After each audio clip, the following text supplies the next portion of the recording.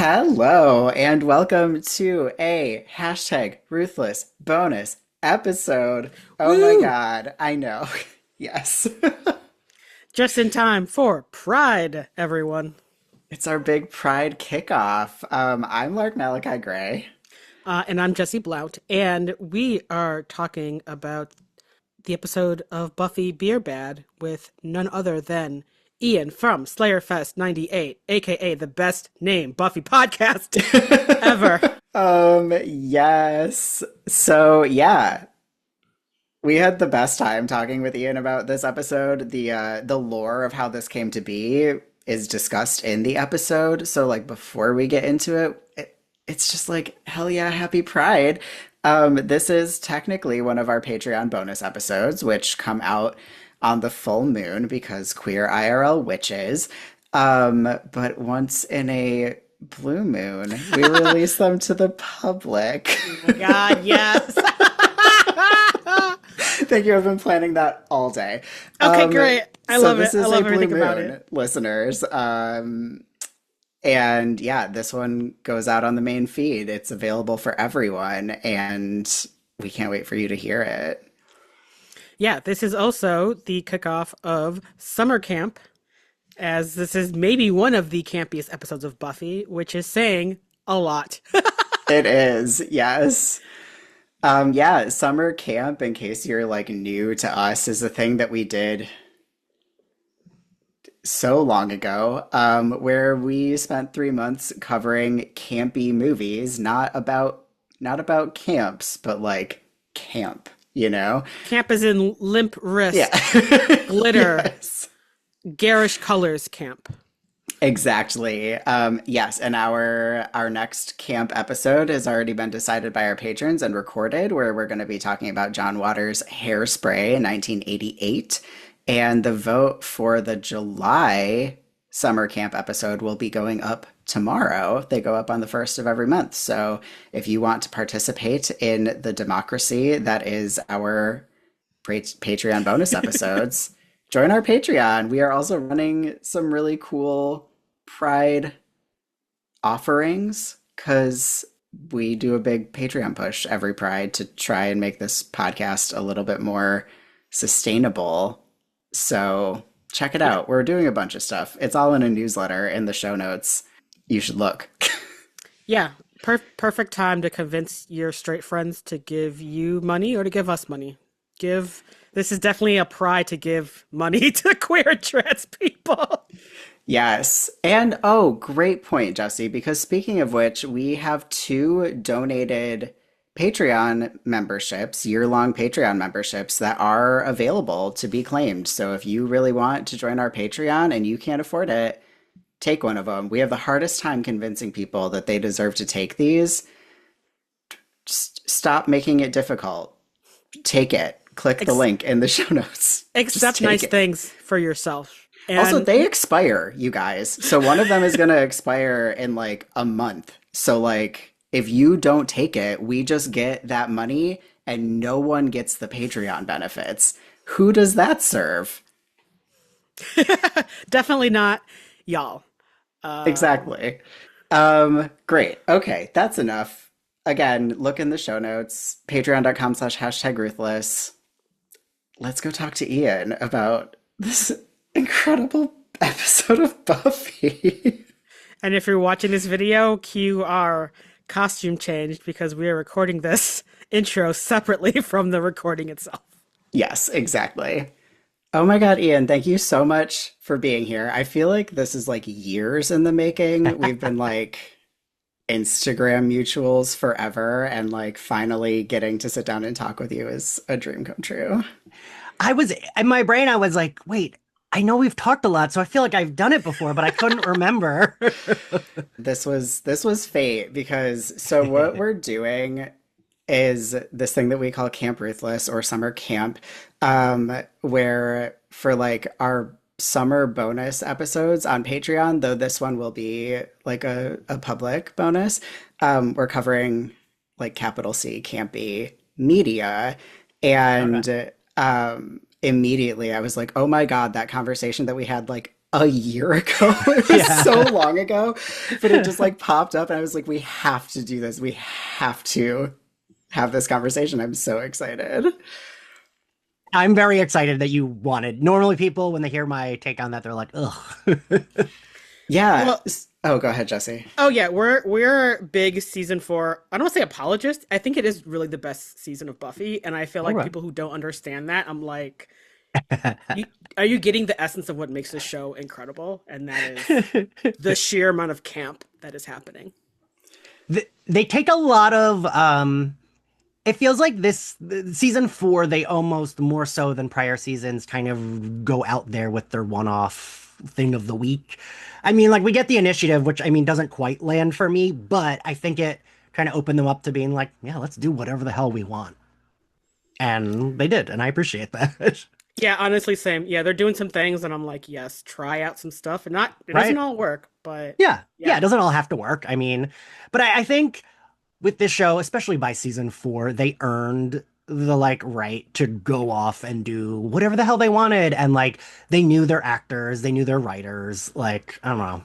Yeah, when we were making We Are the Gayers, we did it in order like by how much we liked the seasons, and then like skipped the episodes that we are like, this is not a good episode. So we did Fair. start with season 4, and we skipped Beer Bad because it's a quote bad episode. But so we start these camp episodes by being like, what is your relationship to the media in question? So if you want to start us off by just talking about that, and then Jesse and I will do the same, and then we can dig into the ep. So media as in the show in general or this No, the episode? episode. Okay. Yeah. So I don't know. There's never really been an episode of Buffy that I like hate. Um, it's my favorite show, and it's my favorite show for a reason. It's like I love all of it. I defend all of it, except for like one or two things. But I think everything, even like this season, we get Riley. No one really loves Riley. I think I've met like two people who do. I think he I do. serves. Okay, great. I think he serves a purpose. Three now. I don't hate him. And I get labeled either an apologist or hater because I try to be very like, I don't know, this makes sense for the show about almost everything. And I feel like Riley makes sense as she had this dramatic ass relationship with Angel. She needed a like nice whatever. Sure, he ends up not being great in the end, whatever. But I don't think she ever loved him. Like, I don't think he was incorrect when he tells Xander, yeah, but she doesn't love me. And I think that was the bigger problem in their relationship. But I think he made sense post Angel to have like a like corn-fed, boring, what you see is what you get dude who's like hot and will have sex with her. She deserves that. Anyone I love exactly. deserves to have good sex, right? Yeah, Like, yeah, and exactly. like seemed like he laid it down well. She deserves that. She deserves like good sex, a guy who's gonna dote on her, who's not like maybe gonna kill her friends.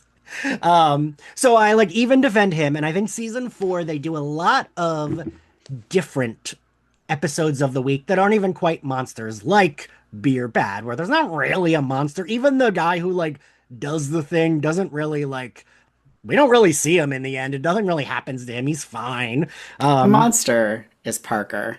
Yeah, that's truly. true. Yes, yes. The And monster is and rape it's culture. That so too. gratifying when she gets to bonk him on the head. And it's goofy. It's goofy gratifying. But I don't think the show ever thought, oh, this is really serious when she turns into a cave person. Like I think it was like, this is going to be campy. Let's make like it reminds me of almost like something I would have rented from Blockbuster when I was a kid. If like if it were a full horror movie, it would have been like the campiest late 80s like trashy garbage that I loved watching on VHS as a kid.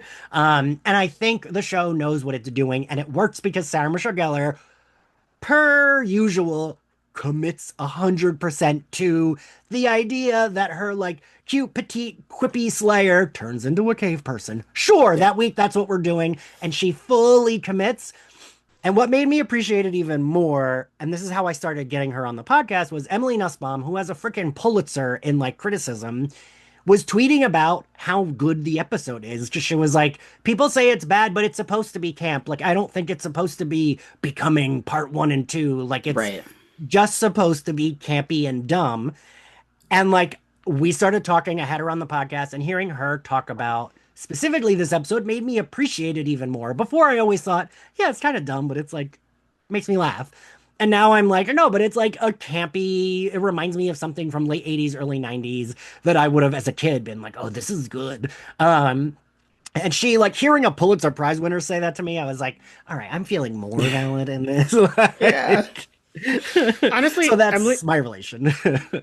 she is so brilliant. I used to read her when she was a regular in the New Yorker, and that was the one place that was one thing I always would read every week. So I'm just like, yes, tell me your thoughts about television. Right. She's incredible. Um, Um, yeah, Jesse, what is your relationship with this episode?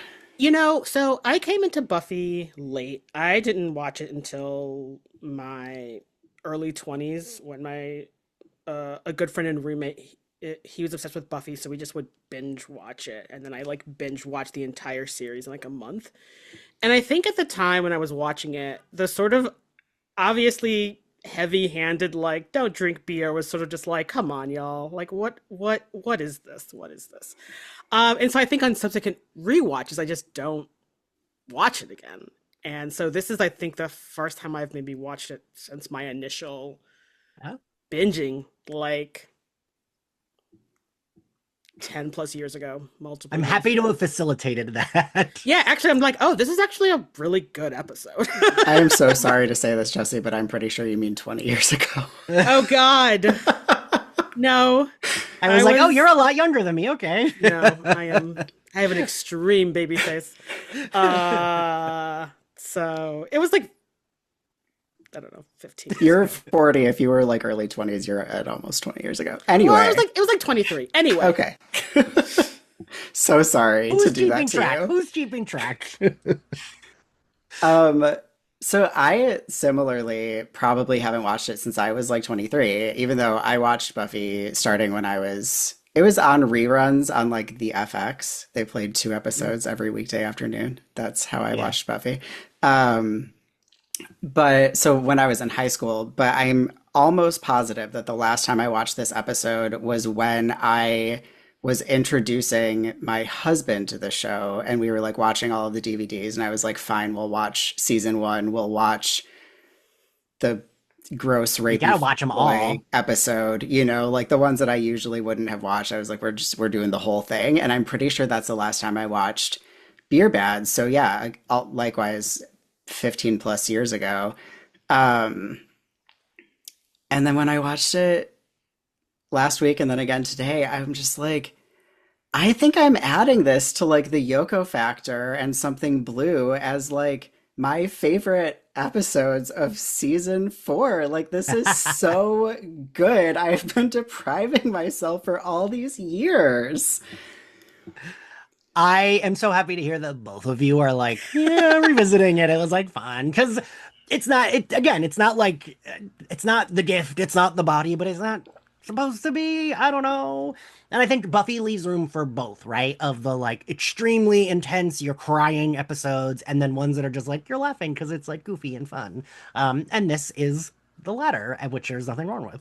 I guess I can say for both of us because Jesse and I have spent so much time talking about Buffy together. Like the episodes that we both gravitate towards as like this is one of the best are always Band Candy, The Yoko Factor, Something Blue, Superstar, like the ones that are just like really, really fun to watch. And like obviously the super intense ones are also good. Like it's like this is really good writing, this is a really good Right, yeah. episode, but I don't know, like I think that what we're really drawn to in media is like, wow, I'm having a great time. And this You episode is a know, great time. I just said that on Blue Sky, and someone, of course, was like arguing with me that didn't even follow me. But like, I was just saying that, like, I don't know if y'all watched the trailer for the new Evil Dead movie. I think it's Evil Dead. I have not. I've heard that there is one, but I've not seen the trailer.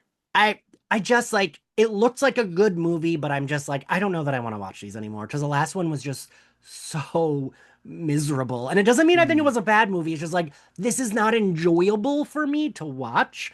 And again, nothing wrong if someone likes that. And I like quote tweeted or quote posted the like trailer and was like, after the last one, watching, and I appreciated that we had trans kids in it and like it wasn't like a thing. And I don't think it was homophobic or transphobic, but like watching the trans kid like bleed out to death on the Ugh. floor of the living room, apologizing to his baby sister because he didn't protect her and then die. That was just like, I don't Yeah, no need, thanks. like, I don't. Yeah. So I think I'm like clocking out of that series. So yes, to your point, I think especially now for me, it can be like it gets bleak, but I need it to not be like just bleak for something. I don't Yeah. know, right? Like, Yeah. Yeah. I watch a lot of horror as comfort, and even then, I'm like, oh, a good Eat the Rich movie? Yes, love it. Do I uh, want to see something that's going to make me sob uncontrollable? Unless it's Sinners, I do not. And I did cry through Sinners every oh, I time. did too. Don't worry, I did too. Yeah. But I'm like, right. But I'm it's like, oh, different. It is different. yeah. Yes. But I'm like, yeah, I don't want to see a bunch of dead queer people in my I'm like, no, no. This is my escape from reality. I don't need that. Right. And they just like, I don't know, watching that kid, I was like, I just want to leave. This is it. Like, if I were in this situation, I'd be like, just let me die. I don't know. Like, Yeah. Yeah. Yeah. Yeah. but yes, Beer Bad does not have any of that. And like, Nope. I also do tend to revisit, like, I love the Buffy episodes that make me cry, but the ones I revisit are the ones that usually make me laugh. Yeah. And so like season 5, I'll revisit Triangle and Checkpoint a lot. Those are like, and they're not like my all-time favorite episodes, but they're fun. And usually if I'm revisiting it, we've already watched all of it, right? It's like Right. we know. So it's like just I want to do the like dance monkey dance, make me laugh. This one's gonna make me laugh. Anya says a funny thing. And Beer Bad would be in that of like, oh, like I'm cleaning and I want to put a fun episode on. I feel like for our listeners who are listening and are like, I didn't rewatch it because I've seen it and like that episode is bad and you're really gonna have to convince me. Like, let's get into like what makes this episode camp and what makes it so much better than its reputation, I guess. I'm going to say something controversial is how I'm going to Ooh, start off. okay. I am an on the record person who hates Xander Harris. Like, I think I have so many feelings about how much I dislike that dude. This is an actually good Xander episode. Like, he's I agree. actually being the kind of response, like the kind of friend that you want him to be in 98% of the rest of the episodes on this show. I'm like, where is Yeah. this Xander ever again? Honestly, No, I agree. I agree. Because he does try to. He's like, no, Buffy. Let's. He like gets her out of there. No, I agree. I think this is one of Xander's like best Xander episodes. Yeah, he argues with her when she's like, "I'm a slut." He's like, "Absolutely not. Like, don't Yeah. talk that way about my friend." And then he doesn't try to even joke about taking advantage of her when she's like trying to come on to him, which thank is like God. the first time that that's ever Yeah. happened. Maybe probably the only time that that ever happens. I was just like, "Who's this guy?" And his really, really great shirt with volcanoes and UFOs all over I it. love And kind of I it. was like it. like, I Jesse kind of needs liked it too. that. I was immediately like, wow, I need that shirt so badly. Um, yeah, and I'm just Xander's like making all of the right choices. Like he's like, I can't handle this. I'm gonna go to Giles. And then I love when he calls Giles out to be like, why'd you give Buffy beer? And it's like, okay, Mr. LSD demon orgies in the 70s. Cool. Really? Because like they forget about that sometimes, and it's like, Yeah. excuse me, sir. Like, Yeah, yeah. I'm like, bro, you were doing way more wild shit than most of us were doing in our party days. So like, Yeah. can it let Buffy get drunk? She is stressed out, and she's been stressed out since she was 16. Let the bitch have a beer or two. like, if anyone deserves like a relaxing drink, it's Buffy Summers. Yeah. I know. I'm like, let Buffy like smoke some weed and like have some beer and just be Exactly. be a freshman and having like a fun college experience. You know. Yeah, I also think like just from the start, the idea is stupid. I just can't imagine them taking it seriously. I can't imagine the writers room being like, this will be really like intense. Like I imagine it was pitched as camp. It's like Encino Man, but if the cave person was a vampire slayer, I don't know, in present day. It leads to so many goofs that I can't imagine it ever not being pitched as camp. And you know, I just imagine the kind of freaks complimentary that are writing Buffy the Vampire Slayer are not the kind of people that are like, man, I'm really serious that kids shouldn't be drinking beer Right, underage. They're right. probably like, LOL, okay, like, how do we make this funny? Right. So, Right, and I mean, Right. this episode is notoriously was an attempt to like get funding, right, for like being an anti-alcohol episode, and this is like the best they can come up with, which I feel like is something that I now am like, great, you guys, you're so weird. Like this, Yeah. this is the best that you could do, and I love that for you and for us. it really gives like, man, I really want to make a piece of media to like warn people off of like teenage suicide and bullying. I'm gonna make Heathers. That is not like this is the vibe You are right. of this episode. Oh my God, that's That is so a really good true. comparison. Like, I made this really good movie. It's like, yeah, but that didn't quite get the point you were trying to do. Yeah, which is great because again, Heathers is an excellent movie. Yeah, like we're not disparaging it. I think also the like I almost this episode, to your point of like this is a good Xander episode, I almost think it would have been cool if they like the bartender doesn't get the like guy who owns the bar doesn't get in trouble. So like have Xander be a bartender. Like I think that would have been kind of fun to see him and ways for them like, oh, they go visit him at the bar. I don't know. I think this could have suited Xander because they do, right, especially in these seasons, talk about how he's a little bit lost, how everyone like had their track and went into college and he didn't. And so he's like a more everyday working person that we could relate to working like a shitty job that who amongst us has not worked, right? Right, So I do Yeah. think this was like especially good for Xander because it's like we see him working one of these jobs rather than him just like kind of talking about it. right. Yeah. Um, and this is like fun. And it's like you said, it's fun seeing him be responsible. He's not like being jokey, shitty bartender. He's actually like be probably better than I was when I was a bartender. Yeah. And I mean, I also think one of the struggles in season 4 is that I honestly wish they would have just given Xander a like solid job, maybe like a right, like a not great like service job, which is the kind of jobs you get when you're like working class and like Right. in out of high school. And And 19, I, yeah. and Yeah. 19, and I think that could have been really good for his character because like the whole like him becoming a like a carpenter or whatever, great, that makes sense.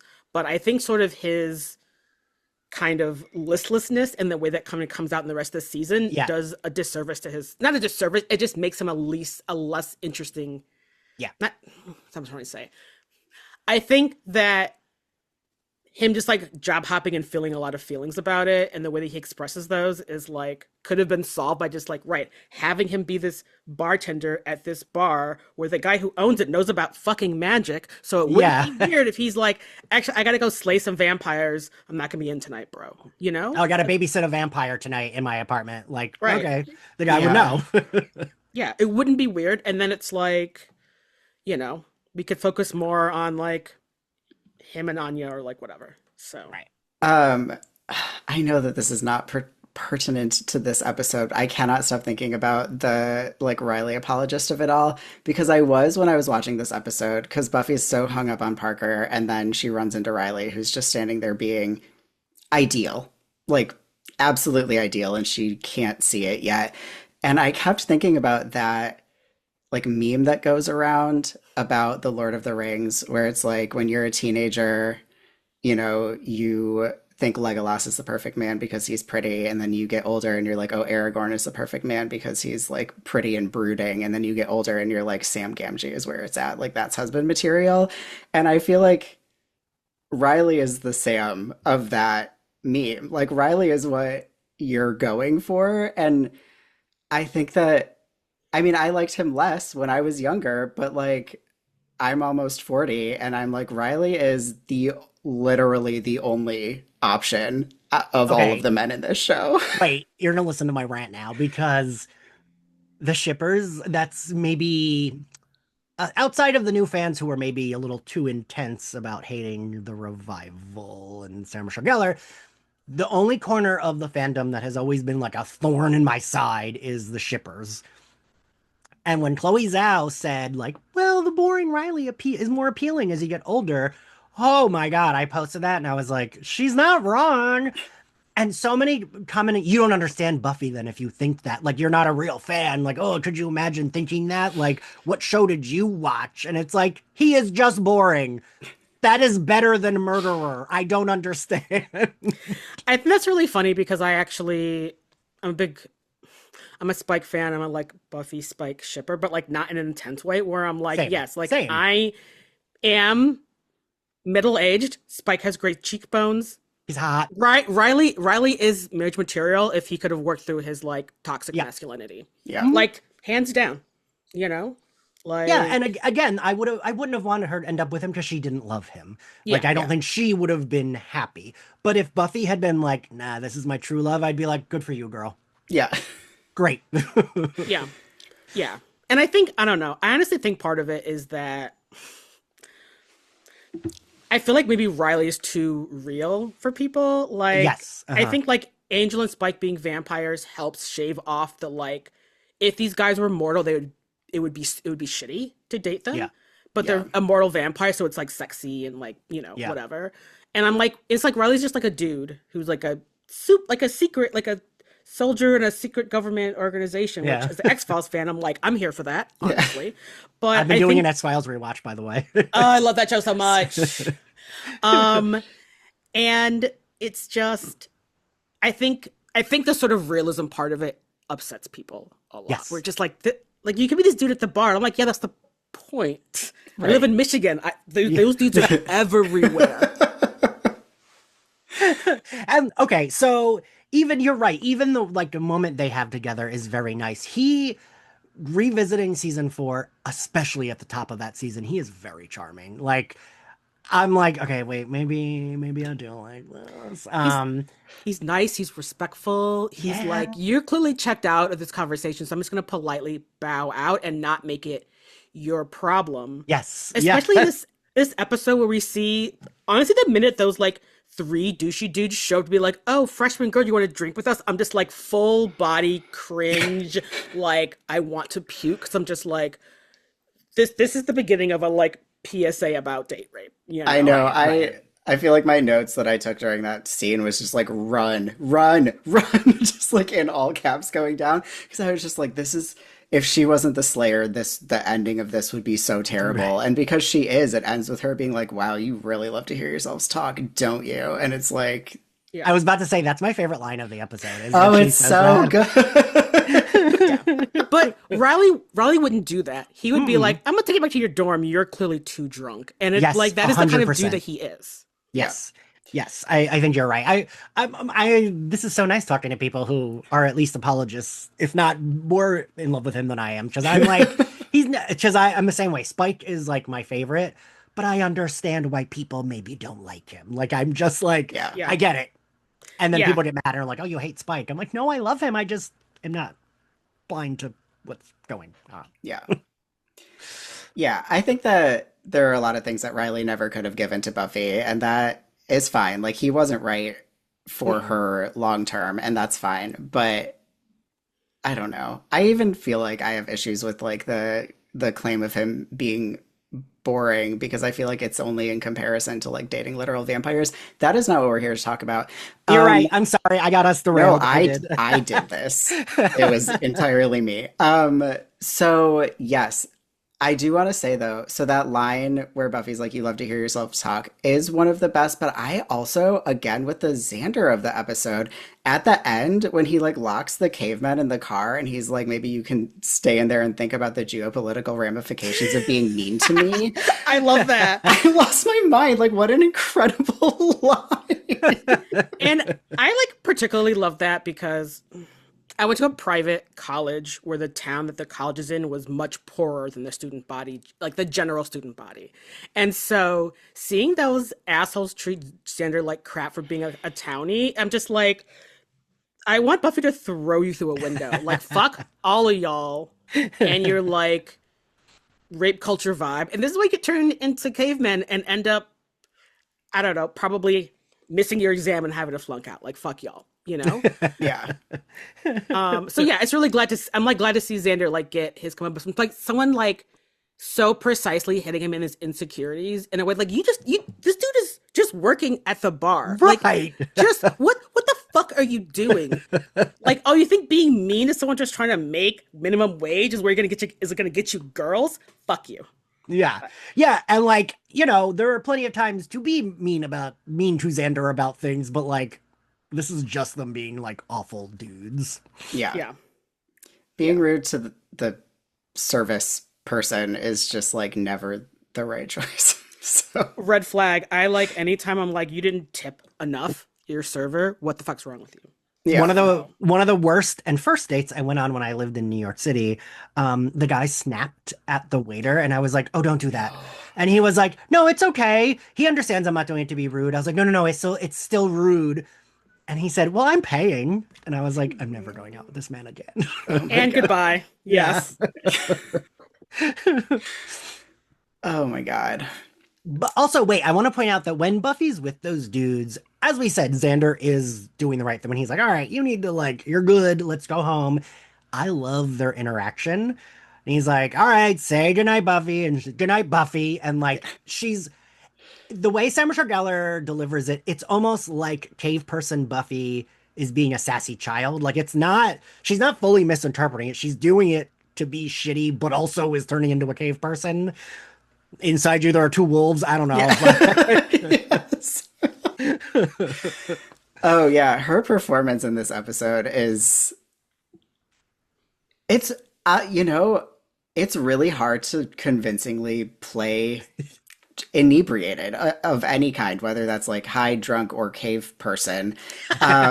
Even really good actors, I think, often really struggle with it. And she's like, doesn't, there is not a moment that you're like, Yeah. Yeah. She sells it. I'm telling you, she sells it. She's just like, okay, this week we're doing cave person. All right.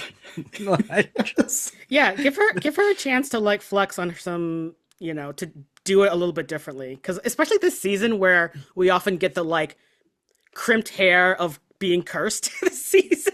And I'm like, oh, it returns here. I love the continuity of that. And this episode is also like incredibly sex positive. We already talked, I think, about Xander being like, no, you're not a slut. But the scene with Willow, when Willow thinks that Buffy has had an orgy with these Yeah. dudes, is so funny. But it's also, she's just like, this is a decision that Buffy made. She appears to be fine with the decision that she made. And so I am here for her and I am gonna be supportive no matter what. And it makes sense that Willow would be taken aback because she's a little prudish, but she's not being judgmental. She's just like, No. oh, okay, that's what you did. Like, Yeah. Again, I'm like, honestly, Buffy deserves that. If she wants to have an orgy with three dudes, like, fucking let her. Like, goddamn. yeah, let my girl deserves everything and anything she wants. Exactly. She wants an orgy, go get one. Yep. Yeah. Yeah.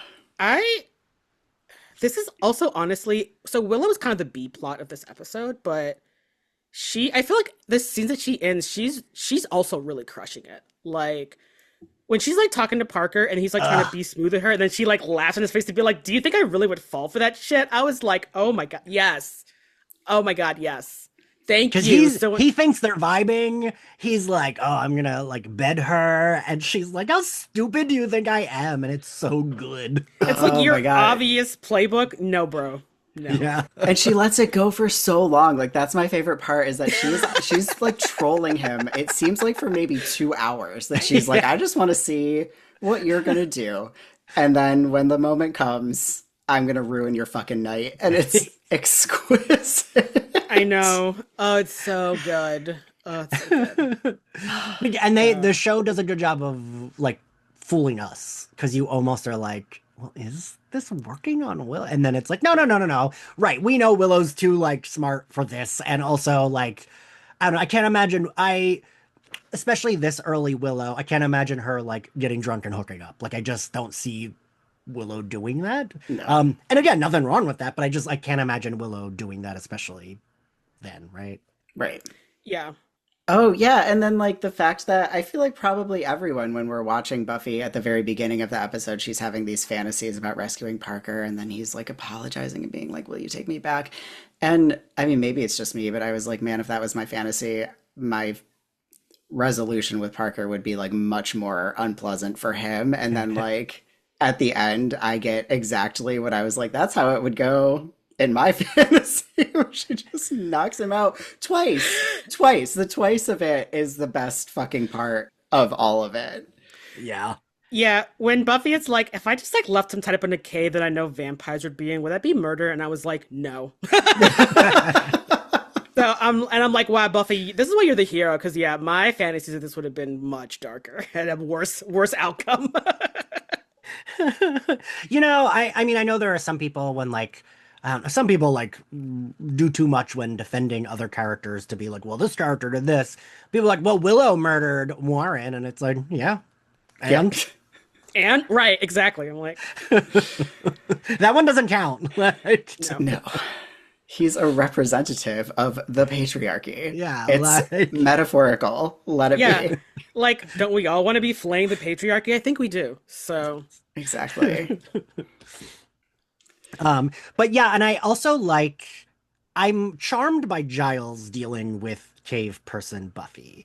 When like they're in the dorm and she says like Buffy's strong and he's like yes you're very strong. Like she's like he's like oh crap, she is super strong. Like we have to tread like I feel like Giles almost Xander's being good because he's like bringing her home and whatever, but Giles seems more aware that like she could theoretically do a lot of harm transformed into a cave person because she's not Buffy, but she still has Buffy's powers. So understandable to be like, all right, like, Yeah. yeah. Oh, go ahead, Jesse. I was just thinking, because yeah, Giles, of course, inevitably gets shoved into their mini fridge pretty aggressively. And I'm like, I feel like if you saw an X-ray of Giles's ribs, it must look like a bunch of Pez candy just lined up. Like just the amount of like hairline fractures that dude must have just from being Buffy's watcher is just Yes. like, oh, hope you're taking your iron supplements, my dude, because your bones are really gonna want that. now that we are almost kind of vaguely pushing Giles' age, we know that. Oh my God, for real. I kind of want to talk about Parker in this episode. Or I guess mostly how this episode really sets up this sort of resolution about Parker and like kind of Buffy's life in this point in her life, where like basically he faces consequences for being a piece of shit to her. And I'm like, man, I love this. I love that he gets whacked with a branch by Buffy like twice and like had some humble pie. And then it's like, yeah, maybe think of the next time that if you do this to a lady that she might give you a concussion. So don't be a dick, man. I like the idea of the repercussions are she might be super strong and give you a concussion. I mean, You don't have to be that strong to hurt someone with a big stick, honestly. True. I feel like this episode has a lot to say about the patriarchy in a lot of different avenues, and all of them are the correct thing to say about the patriarchy, because it's not just like we have Parker, but then we also have this quartet of creepy men at the bar, who are creepy to Buffy and also just sort of broadly being like, oh, we're like wealthy and like half educated, because nothing that they say makes any sense, which is also nope. one thing that I love about this episode is that it's just like toddlers regurgitating big words that they've heard. It's like you're not saying anything, and like Xander can't know that, obviously. Right. But like we can know that, and it makes it very satisfying to hate them, to be like you you are so nothing, you know?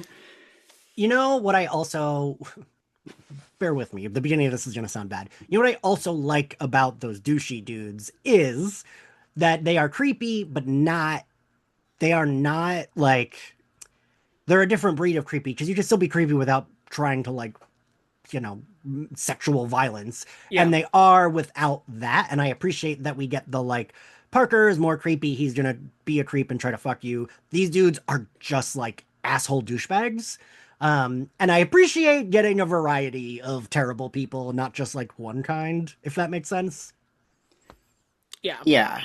Yeah. It's hard And to like, say, though. I mean, because there come online to her of being like, can we be like, you should be covered in men? Can we be those men? Like, would they have been trying to take Buffy back to their frat had the beer not been laced with like caveman But don't you think DNA? that would have made it like made it more would have like kind of like made it worse? I mean, I potentially, but also were they just too Hmm. gone to like remember the plan? I guess. I don't know. Fair, Um, fair. yeah. I mean, I would. My honest opinion is that those dudes are also amateur hour. Like, I think they're also maybe freshmen or like That's fair, sophomores, where yeah. like they're as drunk as Buffy. And like I don't necessarily think like the cursed beer is obviously a thing, but I think if the beer hadn't been cursed, they would have been too drunk to have done anything like You are taking right. her They back are to your just as frat. drunk. Yeah. Yeah, Yeah. and I think they're I don't think any they're not like much more experienced with drinking a lot than Buffy is, you know. No. Cuz That's fair, like yeah. beer fills you up. Like how much beer you could like y'all are Right? really drunk off of Yeah. beer. I That's can't drink that much probably beer. that's probably like PBR level Ugh. like alcohol. Like I'm like this beer definitely tastes just like I don't know, the Pee liquid in pee. a sourdough starter that's carbonated. Like it's not good and it's not very alcoholic. And I'm like, oh. Yeah, I avoid beer because I just feel like bloated and full like so fast, way before I feel drunk when drinking beer. So yeah. But also, again, I am pushing Giles' age, so maybe what do I know? I Yeah, love I a definitely, I'm allergic to beer now, but when I was young, I definitely managed to get wasted on beer a lot. Like my time in punk houses, even if it was like PBR or like Miller High Life or whatever See, when I terrible went to shit we were those, drinking. I would have like two and be like, ugh, my stomach hurts. And then just like wait till I went somewhere that had vodka. Well, you were lucky then, because it really is an unpleasant experience. I just have to say I was called out by the bartender because I am a fruit who loves a fruity microbrew. And I was like, yep, that was not me when I was 19, but it is definitely me now. Okay, so so we've talked a lot about like what makes this episode great. Is there anything specific that's like, why is this, why does this qualify as camp if we want to get like a little bit intellectual for like a moment here? I mean, I really do think it's because it is all intentionally like goofy.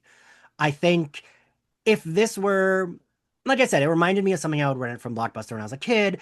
If this were maybe a movie that came out seriously, it might be camp in the way that The Room is camp, where it's like, oops, now it's camp.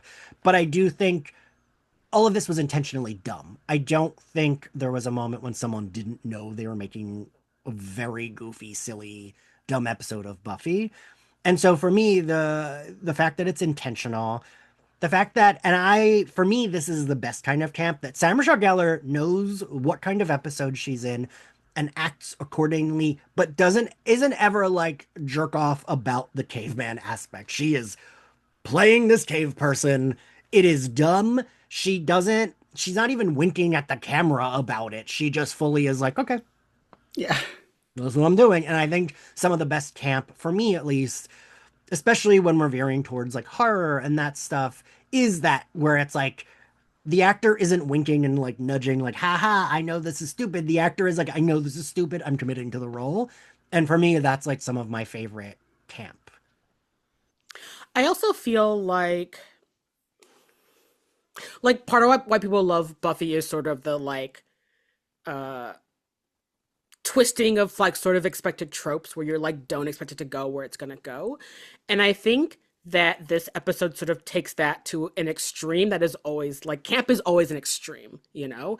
And so we have this Yeah. what could have been actually serious, like a totally played straight episode of Buffy that is like some people get turned into like some bar owner gets tired of his shitty patrons and turns them into like cave people as a prank for like a couple of days. Like it's so and everyone is like responding, but it's also like there's just so much like jokes and like physical humor and it's right, it's just so goofy, but it's just such an extreme like a much more extreme amount of humor than what's like in a normal Buffy episode, that it's just, you can't really take any of it seriously in a good way.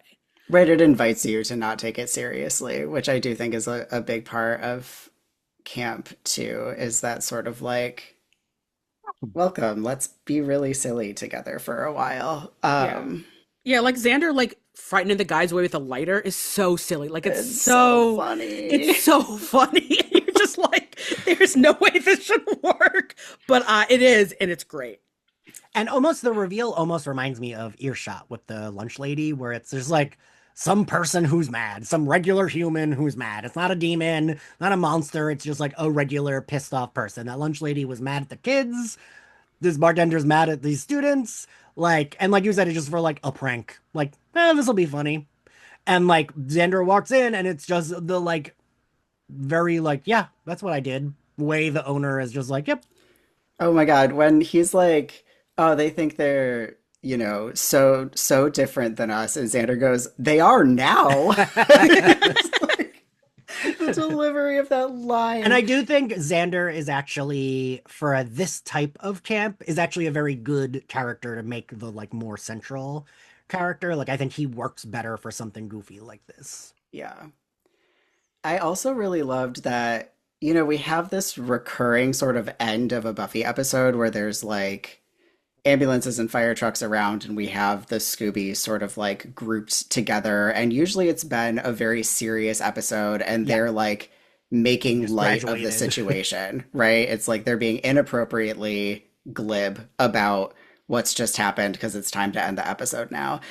But we get that ending at the end of this episode, and the thing that they're grouped around is like Parker knocked out on the ground after Buffy's fucking brained him with a branch, and everyone's just like, yeah, good job, Buffy. And then they all just walk away. Like, 10 out of 10.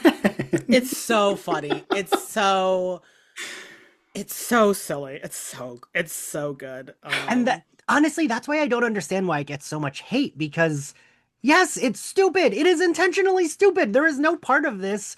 Like for me, I don't know. It's like saying something's too campy. It's like, oh, well, that's camp. And it's like, well, it's supposed to be camp. Like, I don't know. Right. It's like a weird critique to be like, that's stupid, because it is stupid. Yes. The premise, the episode itself is intentionally stupid. Right, that's the point. Yeah. Yeah, I feel like it is kind of weird because watching this now and not being annoyed by the very heavy-handed don't drink kids, which isn't even the message, because it's like, It really isn't.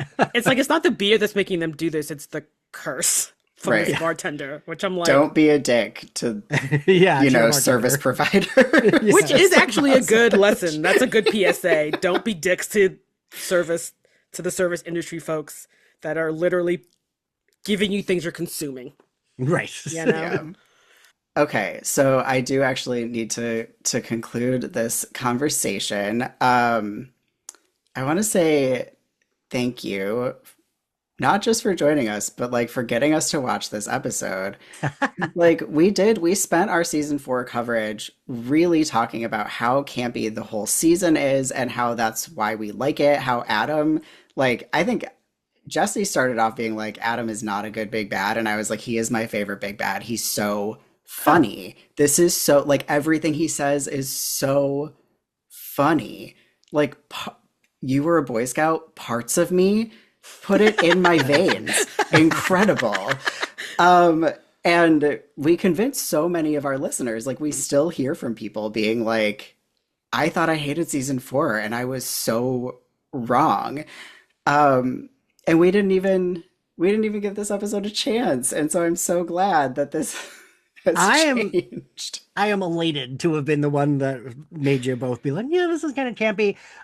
My version of that is I've had people be like, you're right, Kennedy is not as bad. My defense is always, Kennedy isn't bad. Willow deserves to get laid during the end of the world. She's not her forever love. She's not Tara. She's not supposed to be Tara. Let her have rebound sex with a hot Slayer. They might all die. And I had a lot of people be like, you know what, when you put it that way, like, I get it more than, you know. Yeah. I know. I'm like a multi-shipper, so I'm always just like, yeah, let everyone... All the media I consume is like, everyone's having a terrible time, let them, like, fuck whoever. Like, right? Like... If it's consensual, great. Who gives a fuck? Yuck. Exactly. Let I'm people live. 100% the same way. I'm like, I'm Willow. This like hot top Slayer is like, hey, I want to With a fuck. And tongue it's ring, like, as Willow loves to point out. Like, let and it. it's like, ooh, let me look at my calendar. Well, we might die in a week, so yes, let us have like really good Yes. hot sex. Yeah. Yeah. Yeah. Yeah. All right. So, Ian, thank Yes. you. Thanks for having me. Is there anything else that you want to say, / will you please tell our listeners where to find you? You can find me, you can find my podcast, Slayerfest 98, on all social media platforms at SlayerFestX98. We just finished Angel season 4, which was a chore. Speaking of So bad season 4s. that's a rough season of I was like, Angel. maybe this time I'll appreciate it more going through it for the podcast. I hated it more going through it for the podcast. Not even Gina Torres being there can save it, and that's like That I'm is always happy to see saying her. a lot. All of us would be like, she's great, but we hate that. Like, everyone would have to like clarify, like, Gina Torres is great, but unfortunately, not even her she can't save this. Yeah. We just finished that season. We're finishing up the 25th anniversary coverage of Buffy season 5 on Patreon, which has been a lot of fun because I love that season. And you can find me on all socials at Ian X Carlos. Perfect. Thank you so much. Okay, I do have to say though, I've always thought this that calling your podcast Slayerfest 98, I'm so happy that like what a great name, and I'm glad that it was like an awesome queer person, and I'm like, hell yeah, yes, thank you. Someone was like, this is the name of the I thought you podcast. were about to be like, Ian, I gotta tell you, the name of your podcast fucking sucks. No, I love it. Thank you. When I first saw some of your Instagram posts, I'm like, wow, that is so brilliant. I'm so happy someone has that name, and it's not just like, I don't know, people I don't want to listen to. Fair enough. Well, I appreciate that. All right. All right. I'm gonna go deal with this stray dog situation. Thank Good luck. you for everything. Yeah, And thanks for yeah, having me. I'll talk to you on Instagram. Bye, y'all. Bye. All right, bye. Thank you all so much for listening to this episode, and thank you once again to Ian for joining us / for convincing us to talk about this episode. I am truly so thrilled. I'm a little bit embarrassed that we just skipped over this because everyone said so when we are in fact Die Hard season 4 truthers. I know